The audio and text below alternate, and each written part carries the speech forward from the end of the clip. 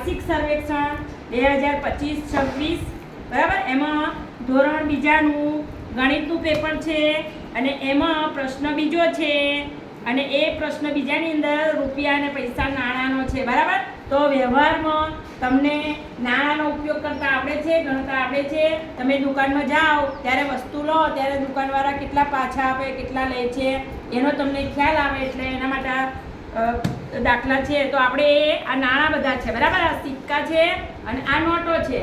તો હું જે રીતે કહું એ રીતે આપણે તમારે મને વારાફરતી બધાએ આ દાખલા પ્રમાણે જવાબ આપવાનો છે અને એ પ્રમાણે મને નાણાં આપવાના છે બરાબર. તો સૌથી પહેલો દાખલો છે, જો મારી પાસે 32 રૂપિયા હતા. મારી પાસે કેટલા રૂપિયા હતા? 32. તો હું 32 રૂપિયા કરું છું. 20 ને આ 20 ની નોટ છે ને 10 30 રૂપિયા થયા. 30 રૂપિયા થયા અને આ બેનો સિક્કો એટલે મારી પાસે આ 32 રૂપિયા છે. કેટલા રૂપિયા છે? દિવ્યાંશભાઈને હું કહું છું, દિવ્યાંશભાઈ લો મને 18 રૂપિયા આપો. દિવ્યાંશભાઈ લો 18 રૂપિયા કરો. 18 રૂપિયા આપો મને, જલ્દી જલ્દી આપજો. 18 રૂપિયા કરી આપો. 18 કરી આપો. હા 18 રૂપિયા આપો. 18 આપ્યા. જો દિવ્યા પકડ. દિવ્યાંશભાઈ મને 18 રૂપિયા આપે છે. જોઈએ કેટલા થયા?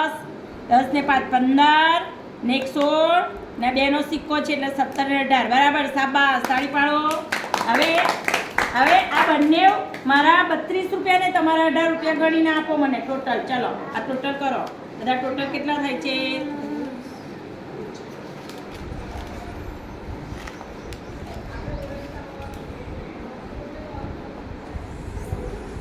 50.